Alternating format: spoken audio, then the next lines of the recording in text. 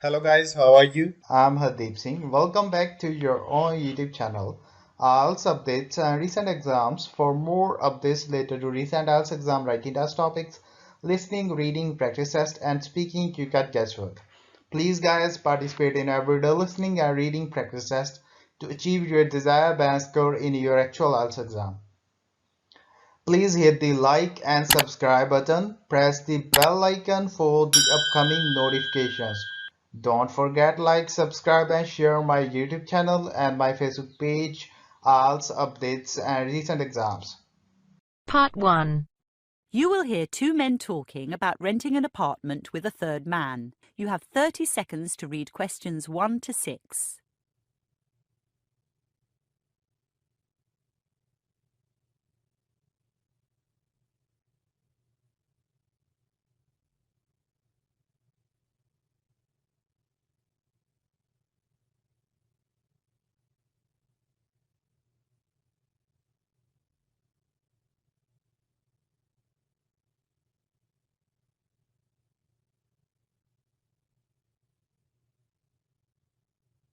Hi, Jack. Sorry I'm late. No problem, Peter. We're still waiting for Mike. So, what do you think about 96 Hobson Street? It's great. You don't think the building's too noisy, so close to the motorway? It depends which apartment we take. What are our options? At the moment, there are two apartments available. One on the 4th floor, the other higher up. Do they get views? Apartment 1520 does. Last night I went online and took a virtual tour of the building. One thing I noticed was that 3-bedroom apartments have only one double bedroom. Mostly that's true. But apartment 414 has two. What about bathrooms? A single bathroom in each apartment. And balconies? 414 has two small balconies off the bedrooms. The kitchens in the tour looked good, but I can't remember whether they come with a dishwasher and a washing machine. Yes, they do. The kitchen in 1520 is quite small, but there's a large L-shaped living room to compensate. I know Mike's got a car. Is there a garage? Secure parking is limited to tenants who pay over $600 a week. How much is the rental on the apartments you saw? 414 is $450 and 1520 is $610. That's quite a difference. Yeah. And 1520's only got one double bedroom, right? Uh-huh. But it's facing away from Hobson Street, so it'll be quiet, and Mike's car would be safe. Right. I'm planning to sign the lease on Friday. The agent wants it to start in the 2nd or 3rd week of March. I'll be away until the 8th. All right. Let's have it start on the 9th. The 9th sounds fine. Before you listen to the rest of the conversation, you have 30 seconds to read questions 7 to 10.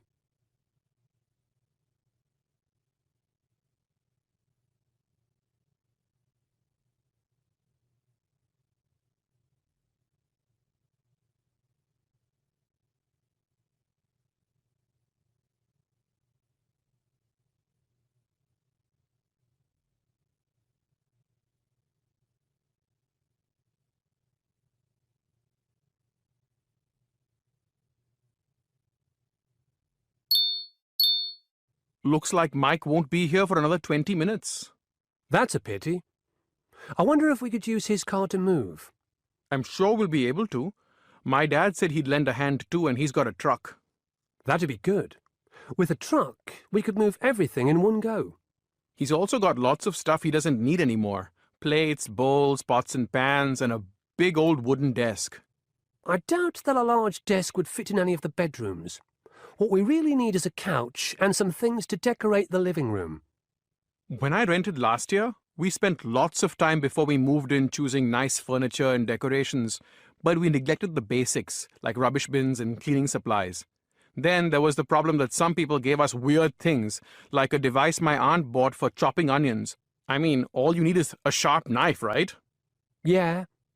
But we did do one great thing, which we should try again. We invited the neighbors to lunch one Saturday. Complete strangers. What about the cost? The meal doesn't have to be fancy, and not everyone we ask will come. Why bother? Especially when I'll miss the football. It's just a way to show that even though we're students, we're generous and approachable. OK. And it does pay off. One night I came home in a taxi very late. Suddenly I realized I couldn't pay the driver because I'd left my wallet somewhere. So I ran upstairs, knocked on my neighbor's door, and he lent me some money. Lucky you. All right, to sum up, we're borrowing your dad's truck, we're accepting some useful things from relatives, and we're getting to know our neighbours. That is the end of part 1. You now have half a minute to check your answers.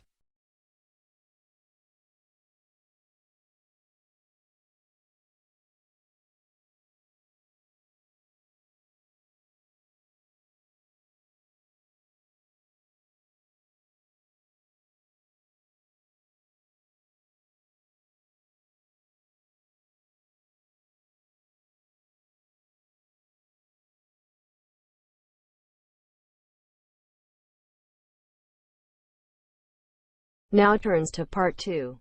You will hear a man talking about beekeeping for beginners. Before you listen, you have 30 seconds to read questions 11 to 15.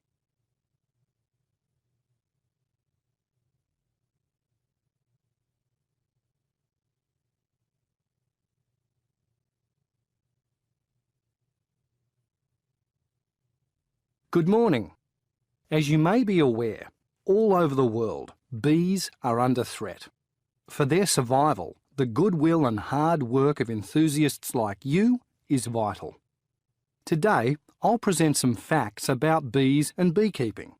Then I'll show you a Langstroth hive, which is a type commonly used by beekeepers.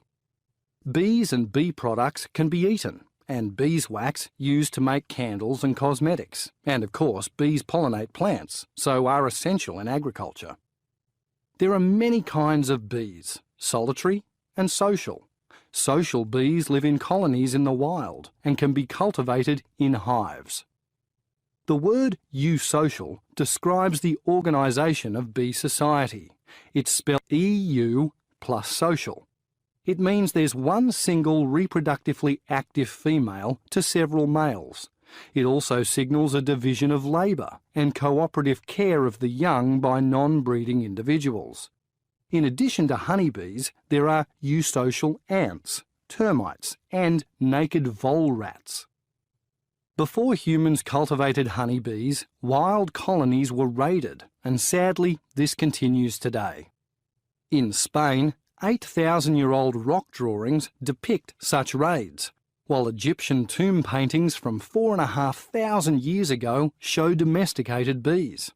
However, the ancient Egyptians did not understand bee society and killed most of their insects in the quest for honey. Hives with movable parts that ensure continual honey collection and the safety of the queen were designed just 170 years ago by the American Lorenzo Langstroth. It is only in the last 300 years that the functions of the different parts of a bee colony and of the 3 types of honeybees themselves have been understood. A queen honeybee is the largest and most important member of honeybee society. She lives far longer than the other bees, up to 3 years, and her pheromones control the colony. Drones, or male honeybees, make up around 10% of a colony and live for just 4 months. They mate with queens and forage, but do little else. Female worker honeybees, constituting 90% of a colony, have a mere 6-week lifespan, yet they are the busiest creatures, guarding, cleaning, nursing, fanning and foraging. The queen lays eggs after she has been inseminated by a drone while flying in the open air. She can lay up to 2,000 eggs at one time. When unmated queens hatch from those 2,000 eggs, they will fight to the death, or one will fly away with a swarm to form her own colony elsewhere. The beauty of a Langstroth hive is that a beekeeper can separate out the laying queen and easily kill egg cells containing potential queens. Before you listen to the rest of the conversation, you have 30 seconds to read questions 16 to 20.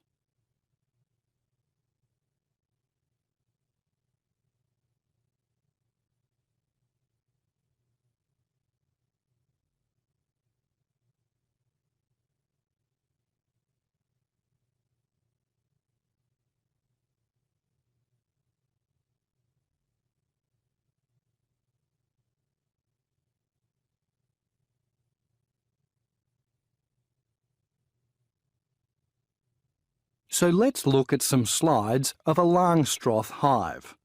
Can't open my own outside as it's winter and not much is happening, but also because we'd all need to be wearing good protective clothing.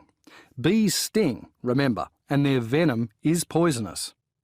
2% of people who are stung experience an uncomfortable allergic reaction, and without medical intervention, a tiny minority die from toxic shock.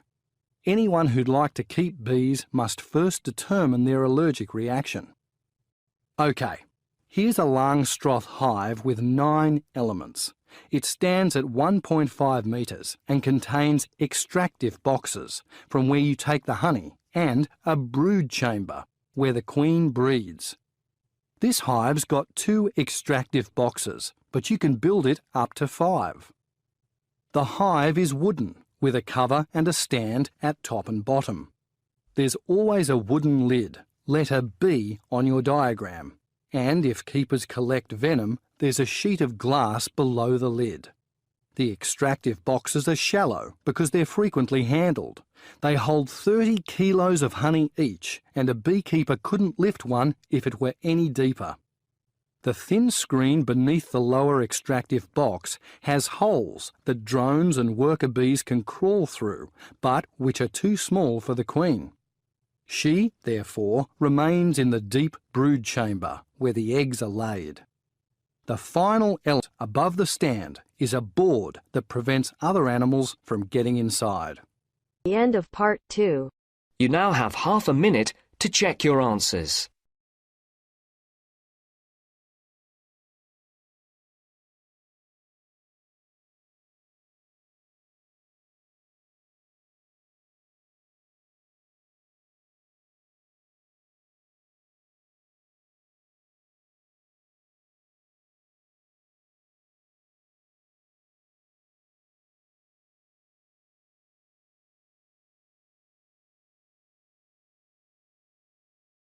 Now turns to part 3. You'll hear an eyewitness describe an accident to a policeman. First, you have time to look at questions 21 to 25.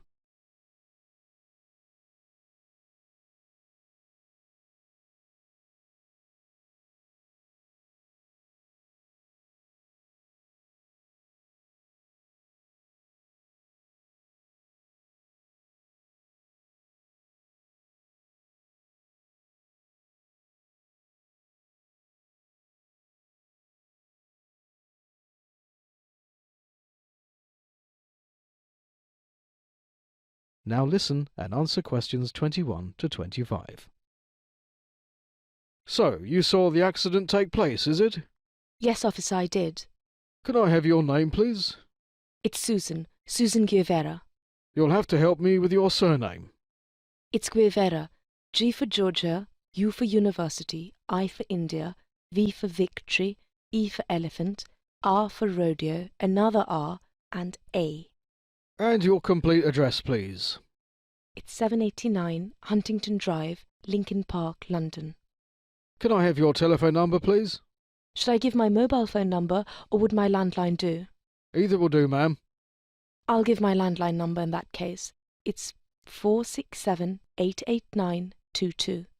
That's 476-88922. No, officer, it's 467-88922. Right, got it. So let's talk about the accident now. What time did the accident take place? About 30 minutes ago. It's 11:30 a.m. right now. So let's say the accident took place around 11 a.m.? Yes, that would be correct.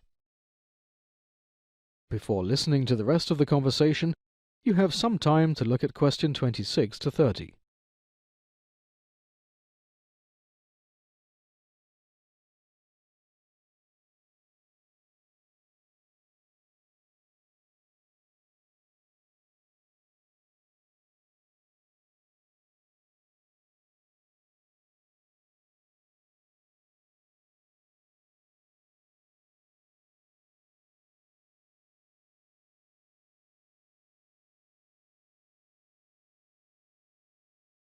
Now listen and answer questions 26 to 30. Can you describe the car that hit the man? It was a silver Honda, Though I'm not sure which model. I'm not very good with cars.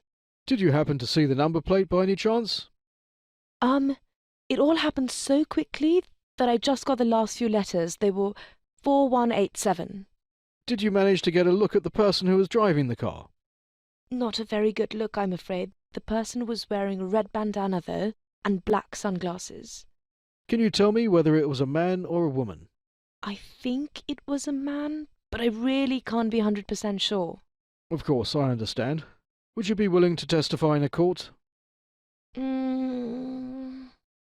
will be very important for us to get a conviction, since you are the only eyewitness to the accident. In that case, I'll be happy to testify. Thank you. I'll keep you posted on the progress of our investigation. Sure, thank you. Officer, how is the victim? You know, the man who was hit by the car? He has a fractured leg and a mild concussion, but he'll be all right in a few days. Oh, that's great. The end of part 3. You now have half a minute to check your answers.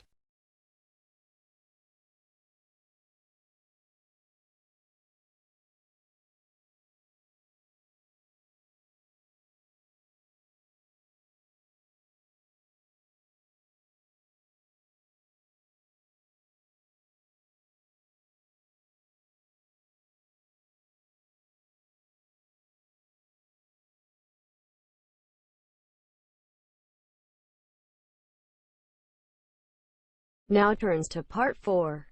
You will hear an environmental scientist talk about problems with the nitrogen cycle. First, you have time to look at questions 31 to 40.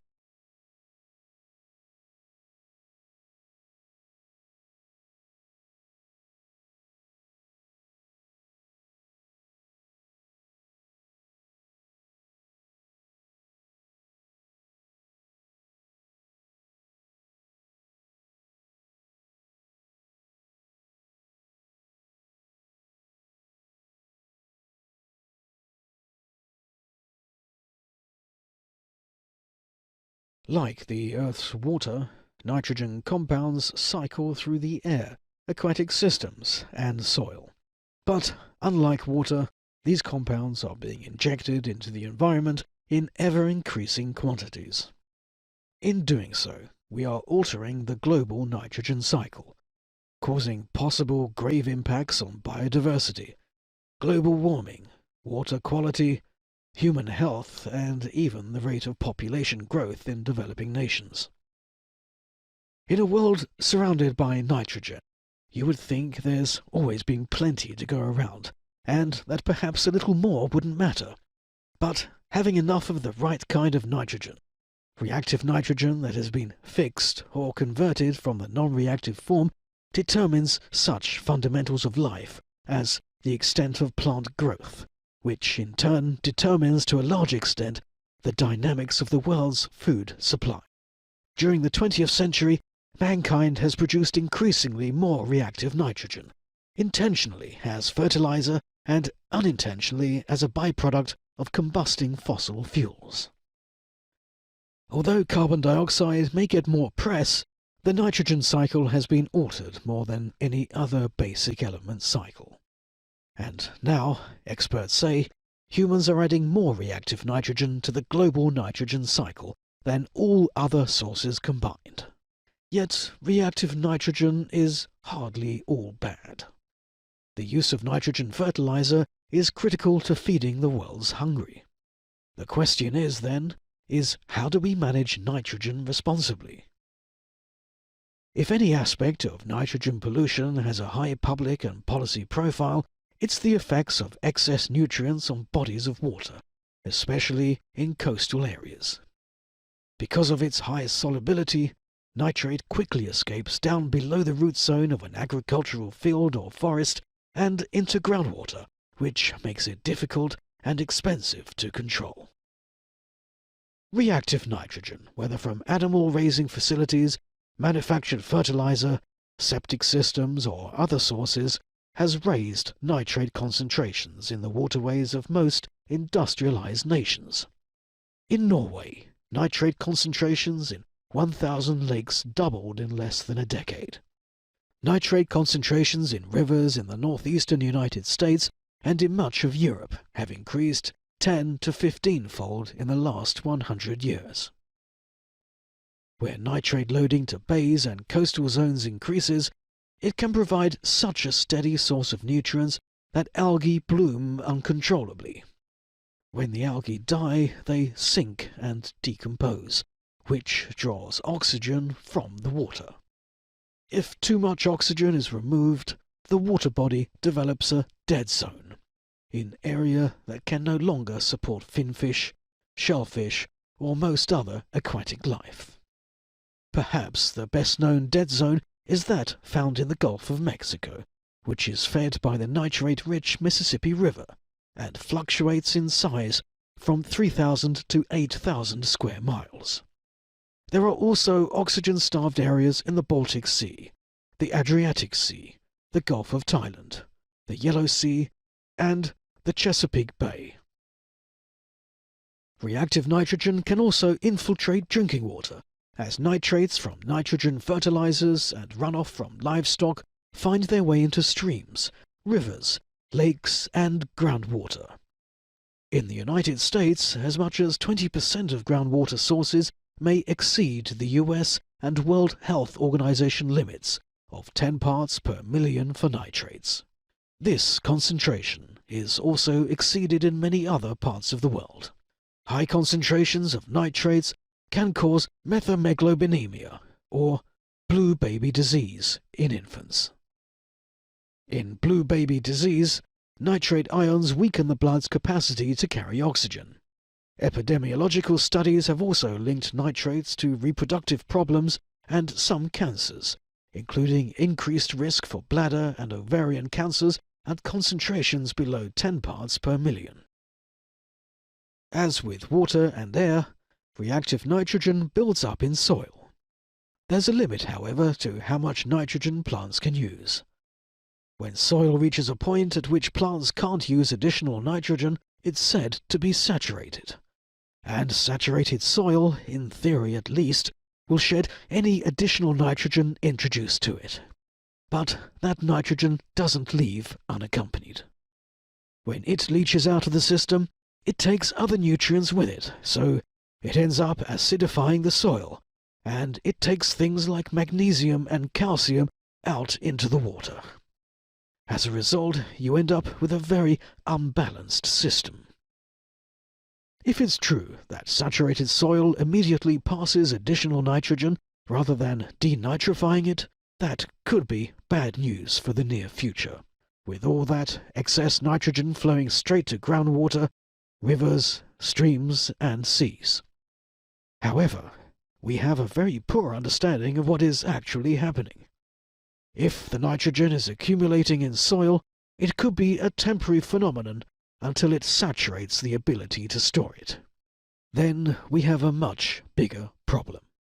On the other hand, if it is being denitrified, that's more of a steady-state process, and it can probably continue to do so. Although more reactive nitrogen means more growth, it also changes which species in an ecosystem thrive. For example, in grasslands that received increased nitrogen, the species composition changed to plants that had litter that decomposed more quickly. And because it decomposed more quickly, there was actually no net storage of carbon with added nitrogen. Some scientists had hoped that excess reactive nitrogen levels might actually reduce greenhouse gases by stimulating plant growth, which locks up carbon dioxide. But it doesn't seem likely that it's going to play a dominant role. Although the jury is still out, there isn't very good evidence that nitrogen deposition actually does lead to increased carbon removal and storage. That is the end of part 4. You now have half a minute to check your answers. So guys, don't forget like, subscribe and share my YouTube channel and my Facebook page, IELTS updates and recent exams. For more updates related to recent IELTS exam writing test topics, listening, reading, practice test and speaking, you got guesswork. Please guys, participate in everyday new IELTS listening and reading practice tests to achieve your desired band score in your actual IELTS exam. For more IELTS material, visit my official website www.ieltsupdatesandrecentexams.com. The link is given below in the description. If you need PDF files of latest IELTS material, then please join my Telegram channel. So guys, please write your score below the comment section. Again, thanks for listening. God bless you all guys. Stay tuned, stay safe.